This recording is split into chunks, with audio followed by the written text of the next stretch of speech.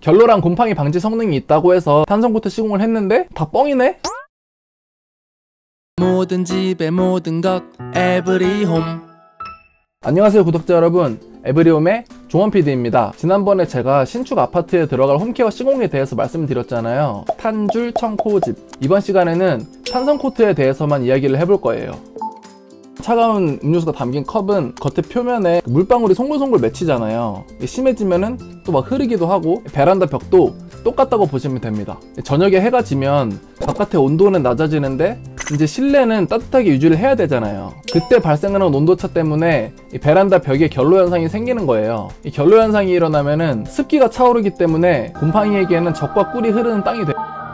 그러면 이 베란다의 공간적인 특성 때문에 결로라는 걸 막기가 힘든데 어떻게 해야 되냐? 기본적으로 칠해져 있는 수성 페인트는 물에 좀 약합니다. 그래서 탄성 코트로 이제 코팅을 해가지고 쉽게 말해서 이 베란다 벽에 쉴드를 치는 거예요. 그래서 결로 현상이나 곰팡이를 최대한 억제를 하는 거죠. 그리고 이 탄성 코트는 엘라스틱, 말 그대로 탄력이 있다는 거예요. 수성 페인트는 수분에 계속 노출이 되다 보면 말랐다 젖었다를 반복하면서 좀 갈라지거든요. 시간이 지나면 페인트로서는 치명적인 거죠. 근데 이 탄성 코트는 경화가 끝나면 온습도에 따라서 유연하게 팽창 수축을 하기 때문에 갈라지는 현상을 최소화할 수 있어요. 그리고 모든 페인트에는 VOC라는 성분이 측정이 되는데 이게 수치가 높으면은 그 페인트 머리 아픈 냄새, 그 냄새가 되게 강해요. 그리고 두통이랑 호흡기 질환, 심지어는 암까지 초래할 수 있어가지고 인체에 되게 안 좋아요. 탄성 코트에 쓰이는 페인트는 이 VOC 수치가 매우 낮은 친환경 페인트를 사용하기 때문에 안심하셔도 좋습니다.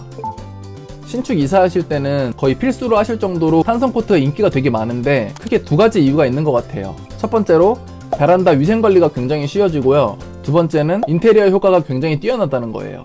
일반 수성 페인트로 마감이 된 벽은 오염이나 곰팡이 닦으려고 이렇게 물 쓰고 뭐 세제 쓰고 이렇게 하다 보면은 손상이 되게 많이 가요. 벽도 갈라지기도 하고 변색되기도 하고 그렇게 되는데 탄성 코트는 코팅이잖아요. 실드 치는 거라고 했잖아요. 그래서 곰팡이나 외부 오염이 생기더라도 물만으로 쉽게 청소가 가능한 거죠. 탄성 코트를 벽에 칠할 때는 전용 기계인 탄성 코트 건을 쓰게 돼요. 보통 생각하시는 것처럼 그 롤러나 붓으로 하는 게 아니라 전용 건으로 도포를 하게 되는데 특유의 엠보싱 효과가 나타나게 됩니다. 그래서 그 아주 미세하게 올록볼록한 느낌이 되게 고급스럽고 막 만지고 싶고 그런 느낌이에요. 햇살 받으면 거의 뭐 연남동 카페예요. 실제로 요즘에는 베란다를 실내 정원이나 카페처럼 꾸미시는 분들도 많죠.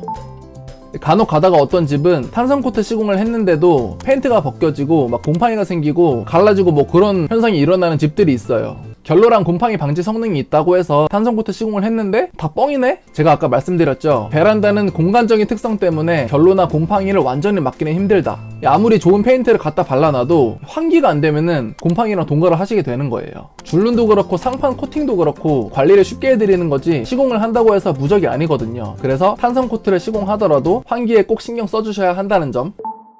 그리고 베란다에 햇볕이 잘 안 되는 집들이 있잖아요. 아니면 건축적인 특성 때문에 유난히도 결로가 많이 생기는 집, 그런 집들은 좀 번거로우시더라도 제습기나 선풍기를 이용해서 좀 습도 관리를 해주셔야 보다 확실한 결로 방지가 되는 거죠. 자, 이렇게 해서 오늘은 탄성 코트에 대해서 알아보았는데요. 잘하는 업체를 찾아서 좀 시공을 맡기는 것도 중요하지만 어떤 집이든 환기를 잘 해주시는 게 집 관리의 첫걸음이라고 생각이 듭니다. 영상 재밌게 보셨다면 구독과 좋아요 부탁드릴게요. 그럼 안녕.